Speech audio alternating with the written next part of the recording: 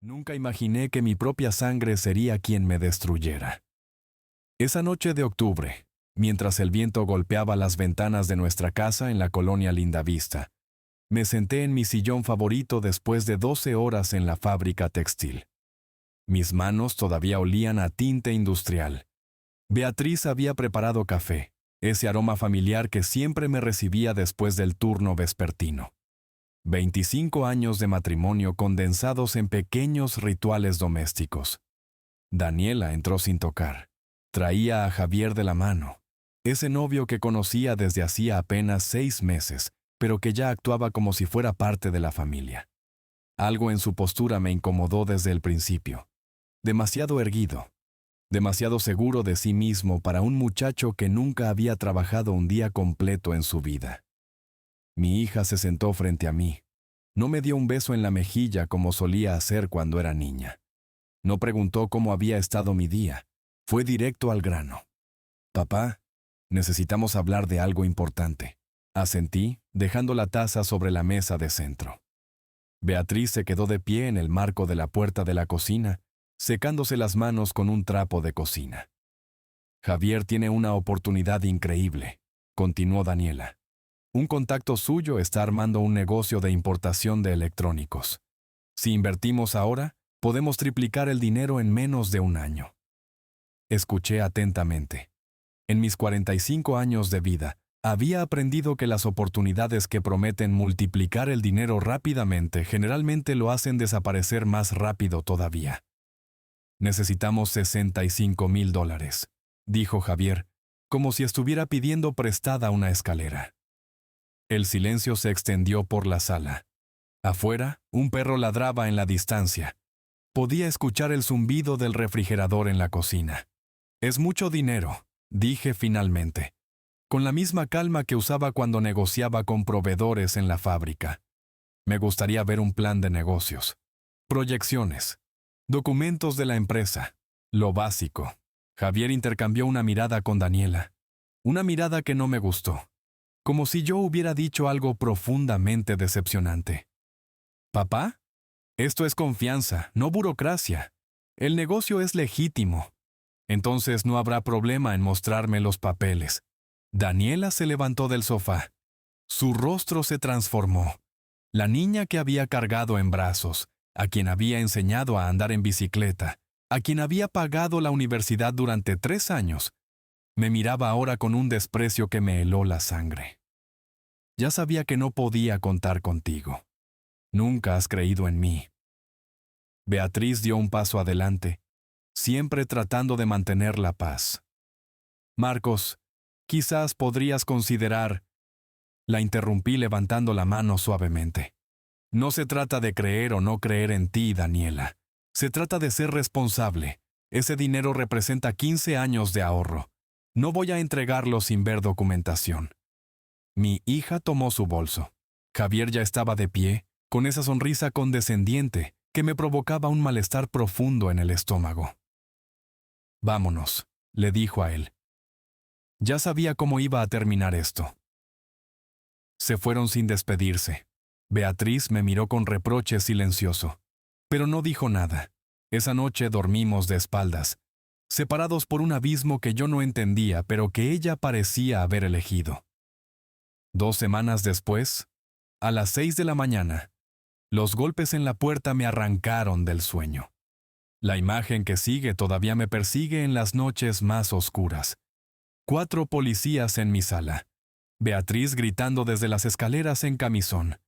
El frío del metal de las esposas cerrándose alrededor de mis muñecas. Marcos Villanueva. Queda detenido por el delito de conducta impropia de menor. Las palabras no tenían sentido. Era como escuchar un idioma extranjero. Mi cerebro se negaba a procesar la información. «Esto es un error», dije. «Tiene que ser un error». Afuera, los vecinos habían salido a sus puertas. Vi a don Refugio, el de la casa de enfrente, grabando con su teléfono. 30 años siendo vecinos, y ahora me filmaba como si fuera un criminal, porque para él ya lo era. Beatriz lloraba. No sé si por mí o por la vergüenza de ser vista así. Los policías me empujaron hacia la patrulla. El sol apenas asomaba, tiñendo el cielo de un naranja enfermizo. En el trayecto hacia la delegación, mi mente reproducía fragmentos inconexos. Recordé una conversación con Esteban, mi compañero de la fábrica, apenas una semana antes. Vi a tu hija afuera de las oficinas, me había dicho mientras almorzábamos. Estaba hablando por teléfono, parecía muy alterada. Le pregunté qué había escuchado. Algo sobre que alguien tenía que pagar. Que era egoísta no compartir el dinero. No quise meterme, pero me pareció raro. En ese momento no le di importancia. Daniela siempre había sido dramática. Ahora esas palabras adquirían un significado completamente diferente. Devastador. Mi propia hija había presentado la denuncia. La celda de detención preventiva olía a orines y desinfectante barato. Las paredes de concreto absorbían cualquier esperanza. Un fluorescente parpadeaba sobre mi cabeza, emitiendo un zumbido que se metía dentro del cráneo. Cuando el abogado de oficio llegó, supe inmediatamente que estaba perdido. Era un hombre joven, ojeroso, con una pila de carpetas bajo el brazo. Me miró como si yo fuera el número 43 de su lista interminable de casos. Señor Villanueva, las acusaciones son graves. Su hija tiene un testimonio muy detallado. Lo interrumpí. Mi voz se quebró por primera vez desde el arresto. Es mentira. Todo es mentira. El abogado suspiró. Un suspiro que había practicado miles de veces, cargado de cansancio y una compasión superficial. Lo que yo crea no importa, dijo. En casos de conducta impropia, el testimonio de la víctima tiene mucho peso. El sistema está diseñado para proteger a quien denuncia. Y en ese momento, sentado en esa celda maloliente, comprendí con claridad absoluta que estaba atrapado en una pesadilla de la cual no había escapatoria fácil. Yo pago un precio que nadie debería pagar por un crimen que nunca cometí. El juicio duró 3 días. 3 días que se sintieron como 3 décadas. Me llevaron esposado cada mañana, vestido con el uniforme azul de prisionero preventivo que olía a sudor ajeno y detergente industrial. Las esposas me dejaban marcas rojas en las muñecas que nunca sanaban completamente antes de la siguiente sesión. Daniela subió al estrado el segundo día. Llevaba un vestido conservador, sin maquillaje, el cabello recogido en una cola simple. Parecía una niña asustada, no la mujer de 21 años que había planificado mi destrucción. Su actuación fue magistral. Durante 3 horas, la escuché describir abusos que existían solo en su imaginación retorcida. Cada palabra era una daga. Cada lágrima estratégicamente cronometrada era un clavo más en mi ataúd. Lloraba en los momentos precisos, bajaba la voz cuando describía los supuestos tocamientos, temblaba cuando el fiscal le pedía detalles. Me resulta muy difícil hablar de esto, decía, secándose los ojos con un pañuelo. Pero necesito que sepan lo que mi padre me hizo durante años. Años. Esa palabra me golpeó como un puñetazo. No solo inventaba un incidente, sino toda una historia de horror prolongado. Mi estómago se revolvió. Quise gritar que era mentira, que jamás la había tocado de manera inapropiada, que la había criado con amor y sacrificio. Pero mi abogado me había advertido que cualquier arrebato sería usado en mi contra.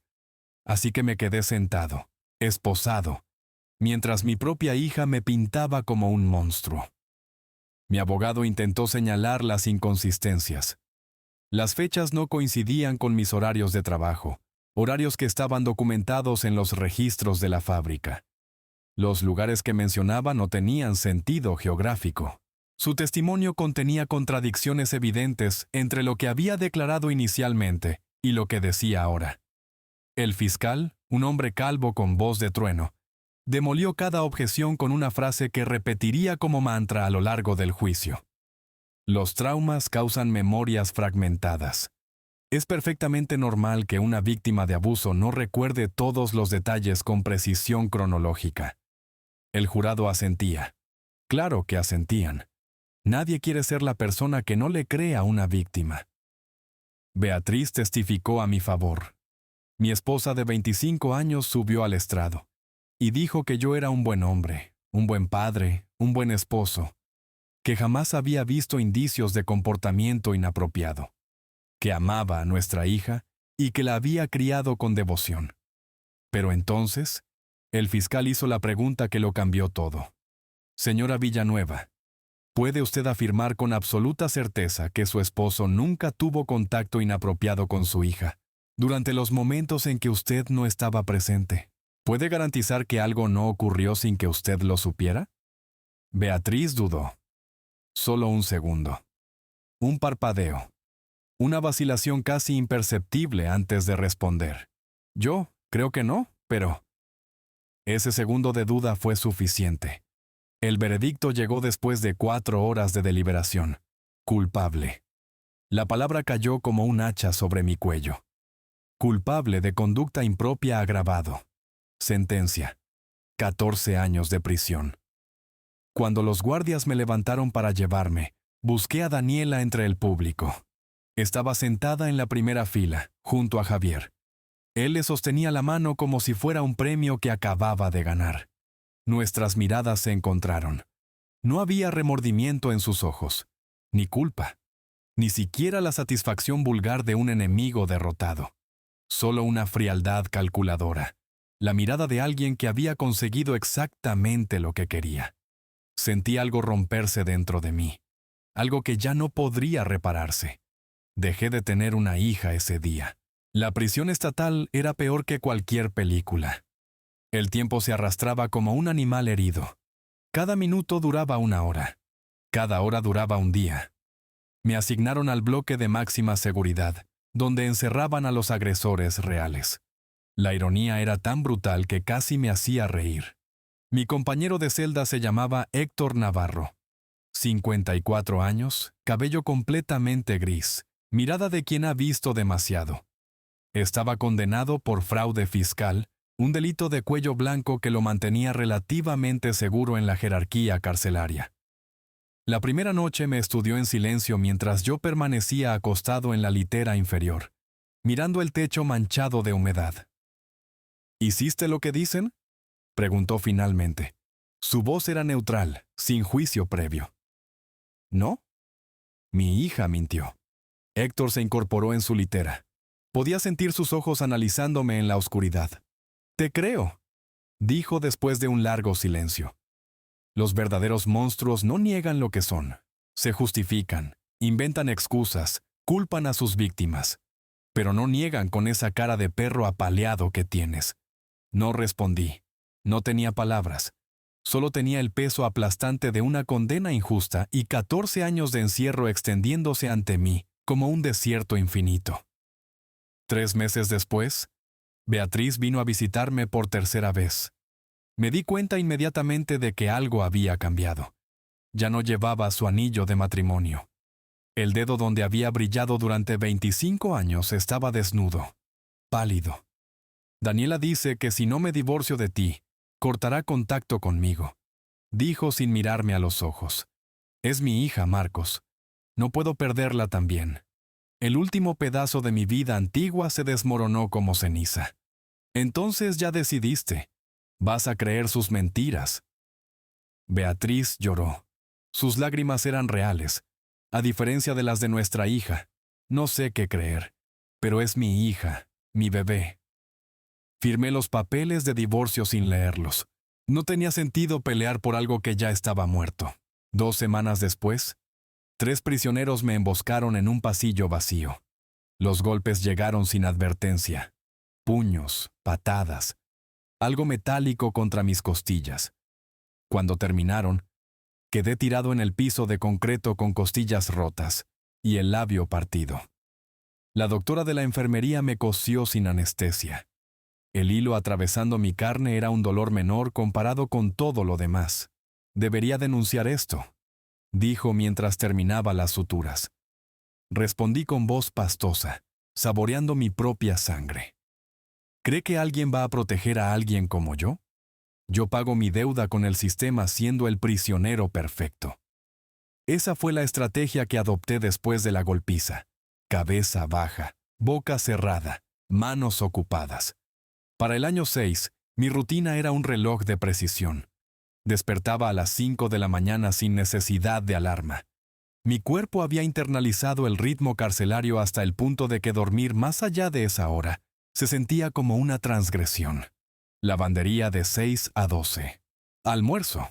Programa de rehabilitación de 2 a 4. Cena. Celda. Silencio. Los guardias me consideraban invisible, que era exactamente lo que necesitaba. No buscaba problemas, no participaba en las economías subterráneas de la prisión, no formaba alianzas ni enemistades.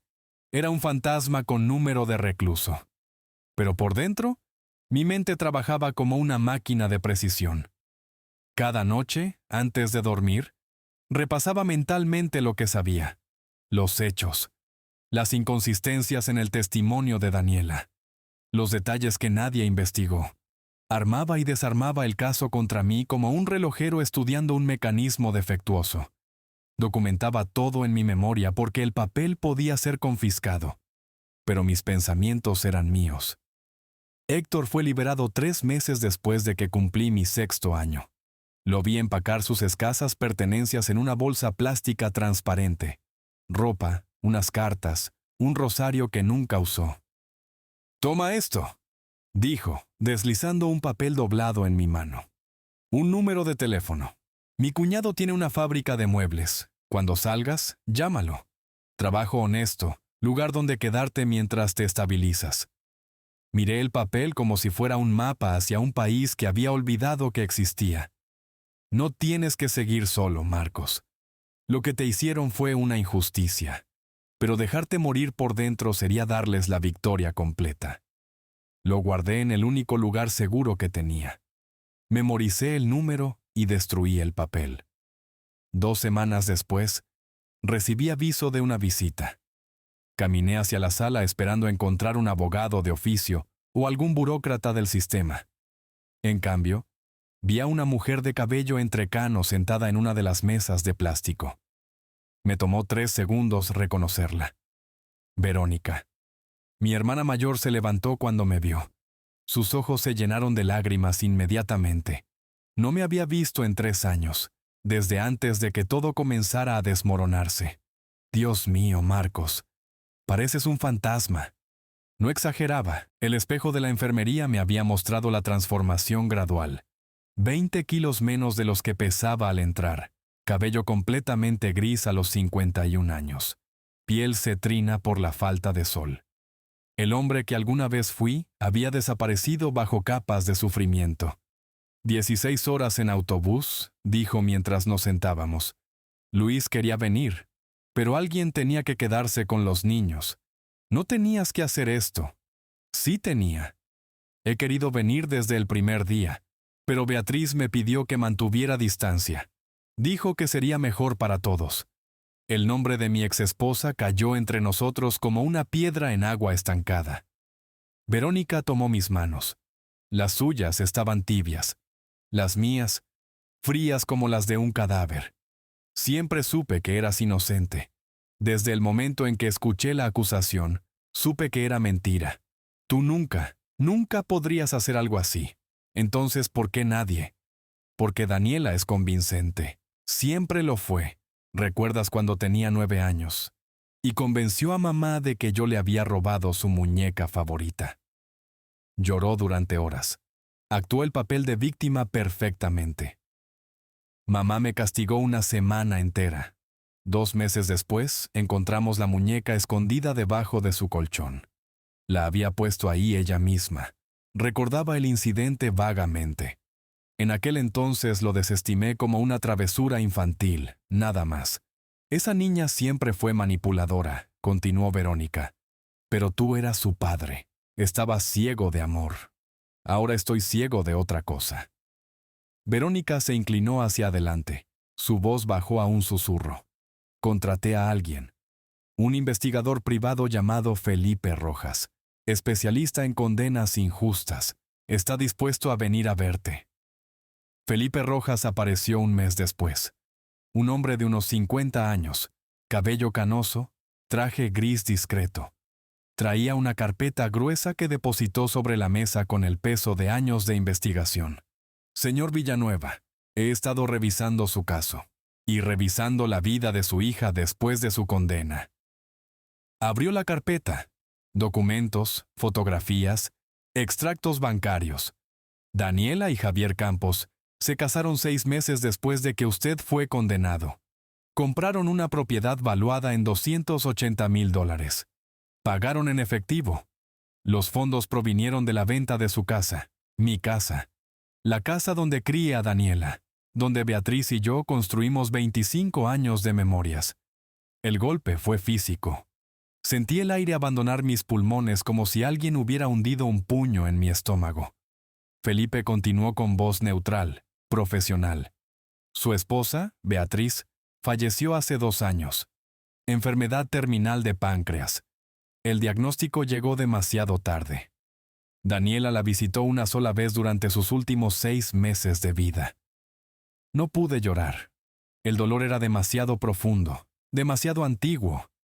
Las lágrimas habrían sido un alivio, pero mi cuerpo había olvidado cómo producirlas. El matrimonio entre Daniela y Javier terminó hace 3 años, agregó Felipe. Él se quedó con casi todo en el divorcio. Ella vive ahora en un apartamento modesto. Trabaja como asistente administrativa. La vida de lujo que construyó sobre tu sufrimiento se derrumbó. No supe si sentir satisfacción o más vacío. Necesito testigos, dije finalmente.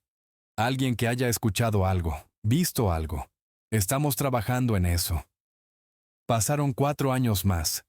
Felipe visitaba cada pocos meses con actualizaciones incrementales. Rastros financieros, testimonios de vecinos, inconsistencias en registros públicos, un rompecabezas que se armaba pieza por pieza. Año 10. Felipe llegó con expresión diferente. Algo entre urgencia controlada y esperanza contenida. Encontramos a Estela Cruz. Fue compañera de cuarto universitario de Daniela. Dice que tiene algo importante que contar. Me mostró la grabación de la entrevista. Estela, ahora maestra de primaria, hablaba con voz temblorosa en una cafetería. Una noche, un mes antes del arresto, los escuché discutir. Javier dijo: «Si tu padre no quiere ayudarnos por las buenas, lo haremos por las malas.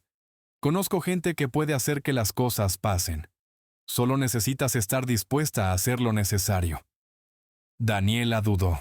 Dijo: «No sé si puedo hacer eso». Pero Javier insistió: «Piensa en todo el dinero. Solo necesitas una actuación convincente». Por primera vez en 10 años, sentí algo parecido a la esperanza. Felipe guardó la grabación. El sistema no le gusta admitir que se equivocó. Van a luchar cada paso del camino.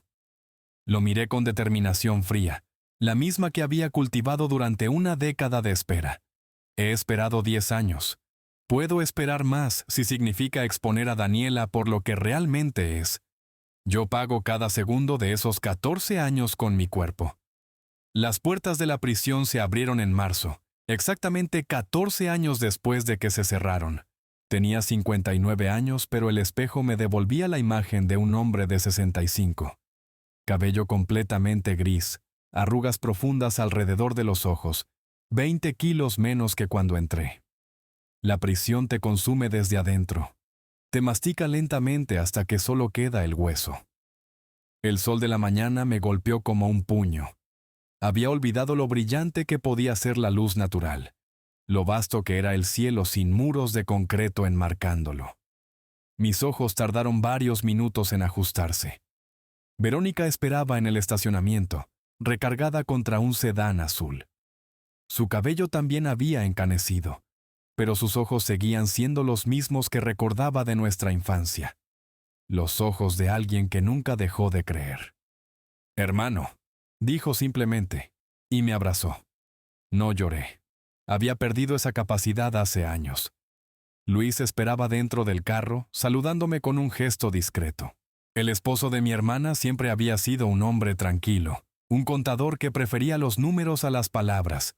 Respetaba eso. Me senté en el asiento trasero y miré por el espejo retrovisor mientras nos alejábamos. Las paredes grises de la prisión se hacían más pequeñas con cada metro. Daniela pensaba que había ganado, murmuré. Verónica volteó desde el asiento del copiloto. ¿Qué dijiste? Nada.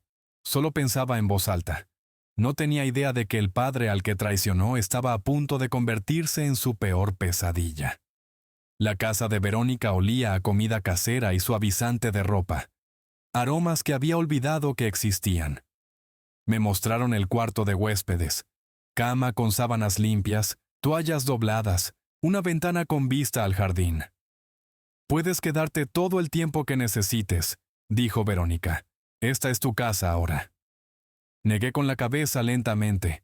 Agradezco todo lo que han hecho. Pero no puedo quedarme. Marcos, acabas de salir. Necesitas tiempo para adaptarte. Tengo cosas que hacer. He tenido 14 años para planear lo que viene ahora. El silencio que siguió pesaba como plomo. Héctor, mi compañero de celda, había mantenido su palabra. Un contacto suyo manejaba un depósito de distribución en las afueras de la ciudad. Trabajo nocturno, pago mínimo, sin preguntas sobre mi historial. Perfecto. El trabajo era físicamente agotador. Cargar cajas, organizar inventario, limpiar pisos de concreto hasta que brillaran bajo las luces fluorescentes. Pero me mantenía ocupado durante las horas oscuras y me permitía ahorrar cada centavo. Por las noches, cuando regresaba al pequeño cuarto que alquilaba, estudiaba la carpeta que Felipe había recopilado durante años. Cada documento, cada registro bancario, cada testimonio. Los tenía memorizados, pero seguía repasándolos como un monje con sus escrituras sagradas. Durante el día, buscaban antiguos compañeros de trabajo. La mayoría me cerró la puerta en la cara. Mi ex supervisor, el hombre que una vez me felicitó por mi ética laboral, ni siquiera abrió completamente. No quiero problemas, dijo a través de la rendija. No quiero que se sepa que te conozco. La puerta se cerró con un clic definitivo. Pero Esteban Morales era diferente. Trabajamos juntos en la fábrica textil durante 10 años. Compartimos almuerzos, quejas sobre jefes, historias de nuestras familias. Me recibió en su pequeño departamento con café caliente. Siempre supe que algo no cuadraba, Marcos. Tú no eras ese tipo de hombre. Necesito que me cuentes todo lo que recuerdes de las semanas antes de mi arresto. Esteban frotó sus manos ásperas de trabajador. Daniela vino a la fábrica buscándote. Fue unas 3 semanas antes de que te llevaran. No te encontró porque estabas en la bodega trasera. ¿Qué hizo? La vi furiosa, hablando por teléfono en el estacionamiento. Me acerqué porque pensé que necesitaba ayuda. ¿Qué escuchaste? Esteban me miró directamente a los ojos. Dijo, no me importa. Tiene que pagar por esto.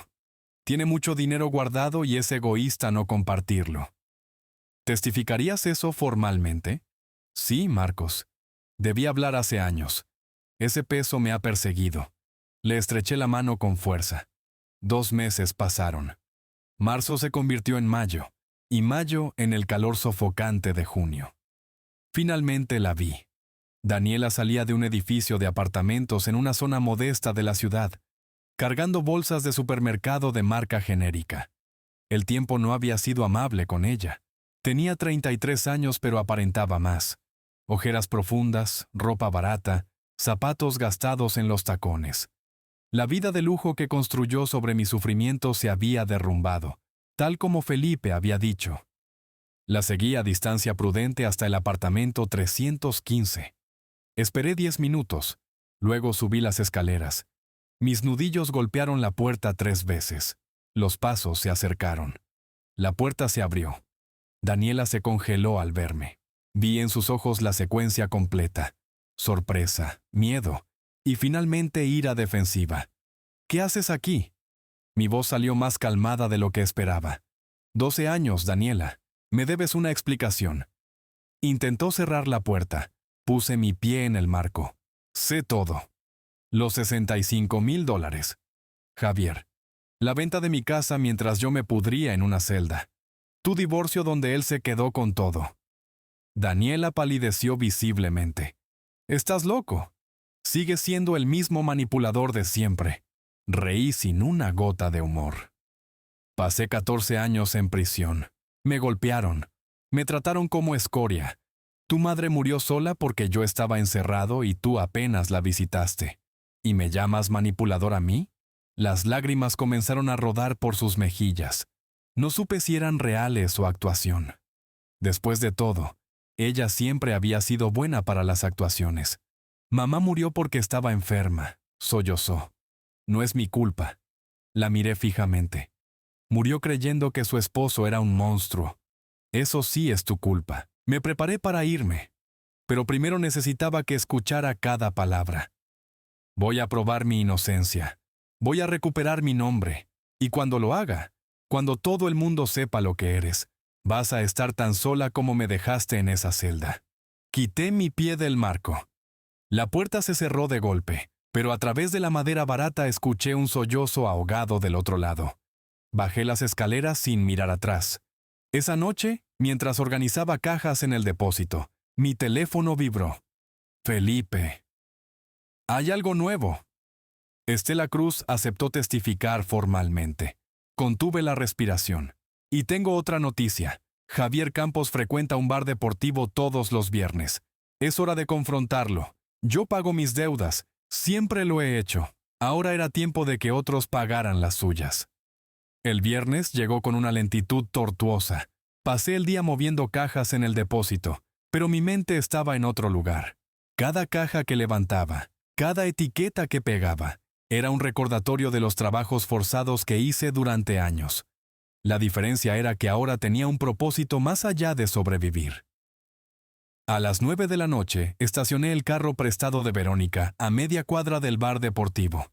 Las luces de neón parpadeaban anunciando cervezas baratas y partidos en pantalla gigante. Música ranchera se filtraba cada vez que alguien abría la puerta. Entré calmadamente, dejando que mis ojos se ajustaran a la penumbra. Olía a cerveza derramada, nachos rancios y sudor masculino. Pantallas enormes mostraban un partido de fútbol que a nadie parecía importarle demasiado. Y ahí estaba él. Javier Campos ocupaba su taburete habitual en la esquina de la barra, exactamente donde Felipe había dicho que estaría. Los años no habían sido generosos con él. El cabello raleaba notablemente, dejando un cuero cabelludo brillante bajo las luces fluorescentes. Una panza cervecera presionaba contra su camisa de franela desabrochada, pero su postura seguía siendo la misma. Esa arrogancia de hombre que cree que el mundo le debe algo. Me senté 3 taburetes más allá. Pedí una soda. Esperé. Javier no me reconoció. Por supuesto que no. La última vez que me vio, yo pesaba 20 kilos más y mi cabello era negro. Ahora era un hombre gris, delgado, con ojos que habían visto demasiado. Pasaron 40 minutos. Javier bebió 3 cervezas, comentó el partido con nadie en particular, revisó su teléfono constantemente. Finalmente se levantó, tambaleándose apenas perceptiblemente, y caminó hacia el pasillo de los baños. Lo seguí. El baño era pequeño. 2 urinarios, un cubículo, un lavabo con espejo agrietado. Paredes de azulejo amarillento. Luz mortecina. Javier estaba de espaldas, terminando en el urinario. Me posicioné frente a la puerta. Cuando se giró, su rostro hizo una secuencia fascinante de emociones. Primero confusión, luego reconocimiento gradual. Finalmente, terror puro. «Marcos», dijo con voz ronca, «no esperaba verte. Estoy seguro de que no». Dio un paso hacia la puerta. Me mantuve firme. 12 años es mucho tiempo, Javier. Levantó las manos en gesto apaciguador. Sus palmas sudaban visiblemente. «Escucha, lo que pasó entre tú y Daniela no fue asunto mío». Incliné la cabeza ligeramente, como si considerara sus palabras. «¿Solo qué? Solo la ayudaste a planear cómo destruir mi vida. Solo te beneficiaste de los $65,000 que sacaron de mis cuentas». Su mandíbula se tensó. «No sé de qué hablas». «Estela Cruz», dije simplemente. El color abandonó su rostro como agua drenándose de una tina. «Esa perra mentirosa no puede probar nada». «Va a testificar».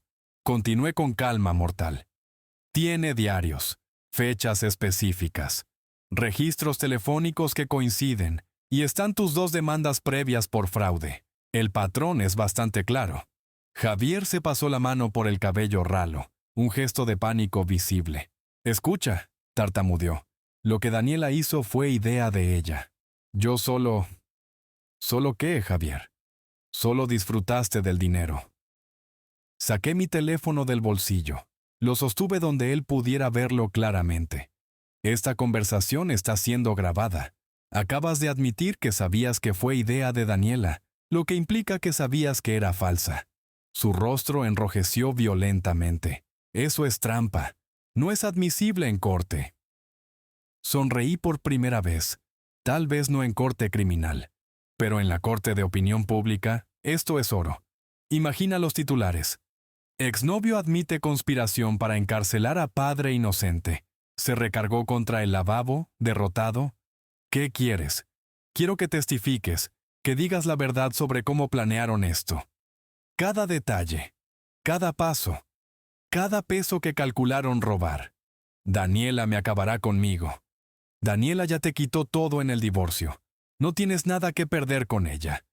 Pero si testificas voluntariamente, si cooperas, tal vez el fiscal sea más amable cuando presente cargos por perjurio.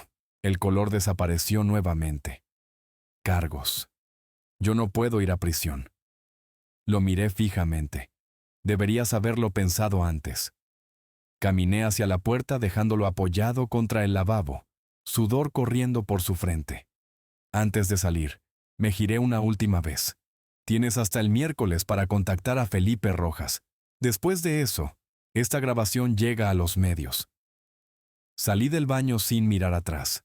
4 días después, mi teléfono sonó a las 7 de la mañana. La voz de Felipe contenía algo que no había escuchado antes. Satisfacción. Javier Campos se presentó en mi oficina ayer. Quiere hacer un trato. El corazón me latió más rápido, pero mantuve la voz controlada. ¿Qué tipo de trato? Testifica a cambio de inmunidad parcial. Está dispuesto a admitir todo. Cómo investigaron para hacer creíble la acusación. Cómo ensayaron el testimonio de Daniela. Cómo calcularon exactamente cuánto dinero podían extraer antes de que pareciera sospechoso.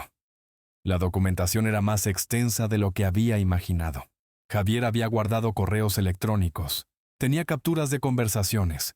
Incluso había fotografías de un cuaderno donde Daniela había practicado su testimonio, con anotaciones sobre qué emociones mostrar en cada momento. Felipe contactó a Adriana Méndez, una periodista local conocida por investigar casos de injusticia. La primera reunión fue en una cafetería neutral. Esta es una historia increíble, dijo Adriana, revisando la carpeta que había preparado. Un padre enviado a prisión 14 años por una mentira de su propia hija. Y tiene toda esta evidencia para respaldarlo. Tengo más que evidencia. Tengo testigos dispuestos a hablar. Adriana trabajó durante semanas. Entrevistó a Estela Cruz, quien lloró al describir la culpa que había cargado durante años. Habló con Verónica sobre la devastación familiar. Localizó a 3 excompañeros de prisión que atestiguaron mi carácter. Incluso consiguió declaraciones de guardias que recordaban mi comportamiento impecable. Daniela se negó rotundamente a hablar. El artículo se publicó un domingo. Para el lunes por la tarde, había sido compartido más de 4,000 veces. Y entonces sonó mi teléfono. Número desconocido. La voz de Daniela estaba cargada de ira y miedo. Estás contento. Estás contento destruyendo mi vida. Tú construiste esta casa de mentiras. Yo solo muestro los cimientos podridos. Javier es un mentiroso. Estás manipulándolo. Sentí algo frío cristalizarse en mi pecho. Tú inventaste una acusación que me costó 14 años de prisión, y me acusas de manipular.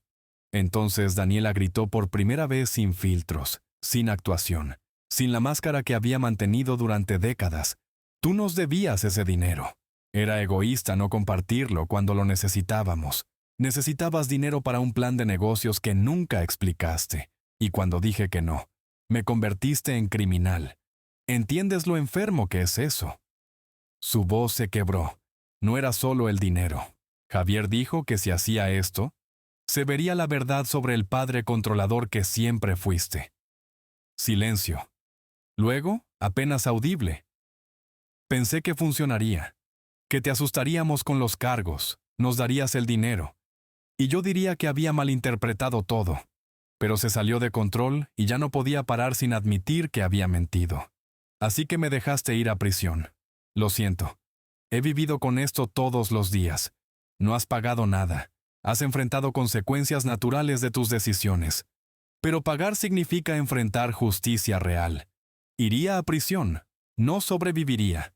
Yo tampoco pensé que sobreviviría. Pero lo hice. 12 años. Ahora es tu turno. Colgué. Yo pago impuestos desde que tenía 17 años. Esa frase resonaba en mi mente mientras sostenía el periódico entre mis manos temblorosas.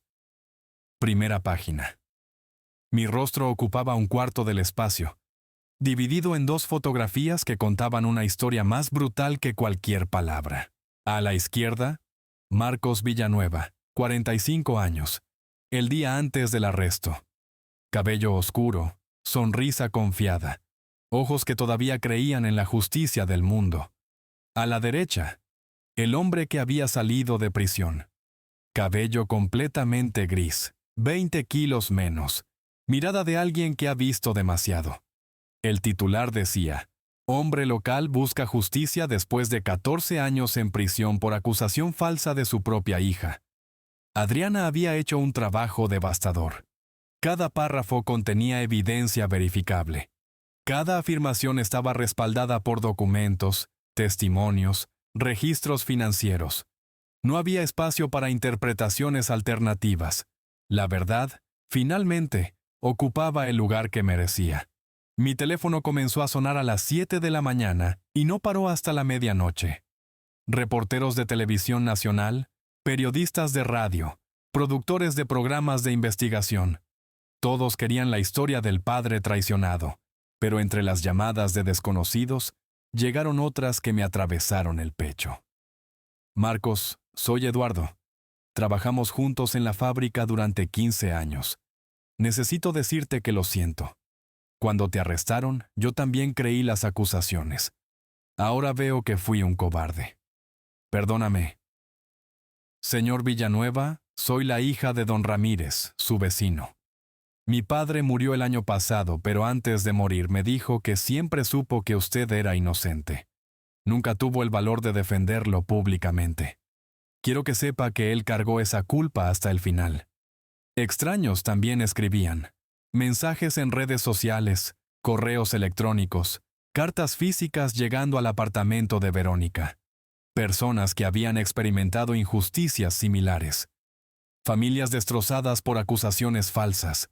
Hombres que seguían cumpliendo condenas por crímenes que nunca cometieron. Sus palabras me daban esperanza, pero también me pesaban. Yo era solo uno de miles. Entonces llegó la llamada que cambiaría todo. Señor Villanueva, soy la fiscal Elena Castro. He revisado la evidencia nueva presentada en el artículo periodístico y en los documentos que su investigador entregó a mi oficina. Contuve la respiración. Es convincente. Muy convincente.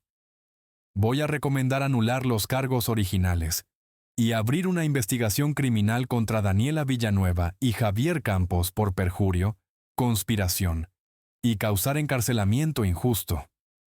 El teléfono casi se me cae de las manos. Habrá una audiencia en 3 semanas. Prepárese para testificar. Cuando colgué, algo dentro de mí se rompió. No de dolor esta vez, de alivio. Lloré por primera vez en 14 años. Sollozos profundos que sacudían mi cuerpo entero mientras Verónica me sostenía en silencio. La audiencia llegó un martes gris de noviembre. La sala estaba llena. Periodistas, curiosos, defensores de derechos civiles. Verónica y Luis ocupaban la primera fila, sus rostros tensos pero esperanzados. Entonces entró Daniela. Casi no la reconocí. 34 años, pero parecía de 50. Cabello con mechones grises prematuros, ropa barata y arrugada, manos temblorosas mientras caminaba junto a un abogado visiblemente nervioso. Evitó mi mirada como si el simple contacto visual pudiera quemarla. 12 años atrás, ella había entrado a un tribunal luciendo el papel de víctima perfecta. Ahora entraba como lo que siempre fue, la criminal. Javier Campos estaba sentado en otra sección, rodeado de alguaciles. Había aceptado un trato con la fiscalía. Testificar completamente a cambio de 6 años en lugar de 15. La cobardía, al final, era su única constante. El juez Armando Vega presidía. Anciano de cabello blanco, mirada severa, reputación de justicia inflexible. La fiscal Castro presentó evidencia durante 2 horas. El testimonio de Estela Cruz sobre la conversación que escuchó un mes antes del arresto. Los registros financieros que mostraban el patrón de fraude de Javier. Los mensajes de texto recuperados donde Daniela escribía sobre hacer pagar al tacaño de mi padre. Cada pieza de evidencia era un ladrillo en el muro de la verdad. Entonces Javier subió al estrado. Daniela y yo planeamos la acusación después de que su padre se negara a darnos el dinero para el negocio. Le sugerí que una acusación de abuso sería creíble, porque nadie cuestiona a una hija. Investigamos en Internet qué dicen las víctimas reales para que su historia sonara auténtica. Ensayamos cada detalle durante semanas. Un murmullo recorrió la sala. Nunca pensamos que llegaría a juicio real, continuó Javier, su voz carente de emoción. El plan era extorsión temporal, asustarlo con los cargos, conseguir el dinero. Y Daniela diría que había malinterpretado todo. Pero el fiscal original fue agresivo. El caso tomó impulso propio, y ya no podíamos parar sin admitir que habíamos mentido. La fiscal se acercó. Para que quede absolutamente claro, el señor Villanueva realmente le hizo daño a su hija. No, nunca. Todo fue inventado. El abogado de Daniela intentó desacreditar el testimonio, pero Javier se mantuvo firme. Sí, hice un trato con la fiscalía. Pero eso no cambia los hechos. Marcos Villanueva es completamente inocente. Testificaron otros. Estela describió la conversación que la atormentó durante años. Esteban habló de mi carácter. Verónica detalló el patrón de manipulación de Daniela desde niña. Finalmente, me llamaron al estrado. Esos 14 años significaron perder mi matrimonio. No estar junto a Beatriz cuando murió de enfermedad terminal. Ser golpeado por otros prisioneros que odiaban a los acusados de mi supuesto crimen. Pasar 4.380 días sabiendo que era inocente, pero incapaz de probarlo. Miré directamente a Daniela. Sus ojos evitaron los míos. La traición familiar es la peor traición que existe. Destruiste no solo mi vida, sino la tuya. El dinero que tanto querías nunca te trajo felicidad. Y algún día, en una celda igual a las que yo ocupé, entenderás exactamente lo que me hiciste. El juez Vega revisó los documentos durante largos minutos. La sala contenía la respiración. Señorita Villanueva, este tribunal encuentra que usted cometió perjurio deliberado y malicioso. No solo destruyó la vida de su padre, sino que hizo burla del sistema de justicia e hirió a verdaderas víctimas reales cuyas historias ahora serán cuestionadas. Se volvió hacia mí. Señor Villanueva, en nombre de este tribunal y del sistema que le falló, le ofrezco mis más sinceras disculpas. Su condena es anulada. Su registro criminal será borrado. El Estado le debe una deuda impagable. El mazo golpeó. Libre. Oficialmente inocente. Vindicado. Verónica me abrazó llorando. Felipe estrechó mi mano. Extraños en la galería aplaudieron. Pero mis ojos seguían a Daniela mientras le colocaban las esposas. Daniela Villanueva, ordenó el juez. Queda arrestada por perjurio, conspiración y causar encarcelamiento injusto. Fianza denegada. El pánico inundó sus ojos. Intentó girar hacia mí, la boca abierta, buscando palabras que no existían. No había nada que decir. Afuera del tribunal, las cámaras me rodearon. ¿Cómo se siente, señor Villanueva? Aliviado, pero vacío. No puedo recuperar 14 años. Beatriz nunca sabrá la verdad. Algunos daños son permanentes. ¿Qué le diría a su hija? que las acciones tienen consecuencias, que espero que entienda en prisión una fracción de lo que me hizo. La perdonaría algún día, ¿no? Algunas cosas son imperdonables. Daniela dejó de ser mi hija el día que inventó esas acusaciones. 2 meses después, recibí la noticia de su sentencia. 10 años. Menos que los 12 que yo cumplí. Pero el fiscal argumentó que su confesión parcial ameritaba consideración. No asistí a la audiencia de sentencia. Ya no necesitaba verla. Javier recibió 6 años según el acuerdo. 3 años después de la anulación, mi vida había cambiado completamente. El apartamento donde vivo ahora es modesto pero mío. Tomo café cada amanecer mirando por la ventana, mientras el sol tiñe la ciudad de dorado. La compensación estatal llegó. $350,000 por 14 años. 25,000 por año de vida robada. Ridículo, pero lo acepté. Establecí un fondo educativo en memoria de Beatriz. El resto lo invertí con prudencia. Trabajo como gerente de operaciones en una compañía de logística. Mis compañeros conocen mi historia y me tratan con respeto genuino. Esteban y yo tomamos cervezas cada mes, reconstruyendo una amistad que la mentira había destruido. Clara entró en mi vida hace un año. Bibliotecaria, 47 años. Ojos que leen más que palabras. Conoce toda mi historia, pero me trata simplemente como Marcos. Vamos despacio. Ninguno de los dos tiene prisa. En mi cajón hay 3 cartas de Daniela. Las 3 sin abrir. Nada de lo que escriba devolverá 14 años. Según Verónica, tiene dificultades en prisión. 2 periodos en confinamiento solitario. Se niega a aceptar responsabilidad incluso ahora. Le quedan 7 años. Cuando salga tendrá 39 años, sin dinero, sin carrera, sin familia. Verónica sugirió darle una segunda oportunidad cuando salga. Tuvo su segunda oportunidad cada día durante 14 años cuando pudo decir la verdad. Le respondí. No lo hizo.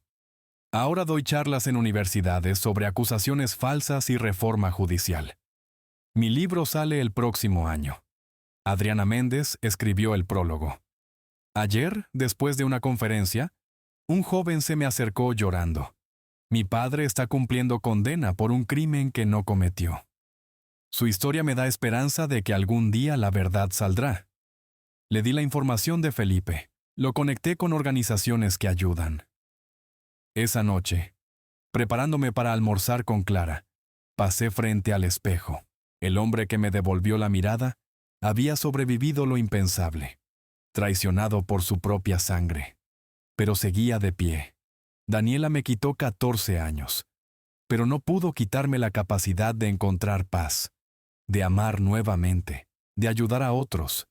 Y esa es mi victoria sobre ella. Cuando salga de prisión en 7 años, yo estaré viviendo una vida completa. Ella comenzará desde cero, cargando el peso de lo que hizo por el resto de sus días. No es venganza, es justicia. Cerré la puerta del apartamento y bajé hacia donde Clara me esperaba. El sol brillaba, el aire era cálido. Por primera vez en 15 años, el futuro tenía promesa. La historia no termina con venganza sangrienta ni reconciliación falsa. Termina con la verdad expuesta, las consecuencias merecidas, y un hombre reconstruyendo su vida sobre cimientos más fuertes. Y eso, al final, es suficiente. ¿Y ustedes qué piensan? ¿Fue suficiente el castigo de 10 años para una hija que le robó la vida a su padre? ¿O Marcos debió haber buscado una venganza más cruel? Los leo en los comentarios.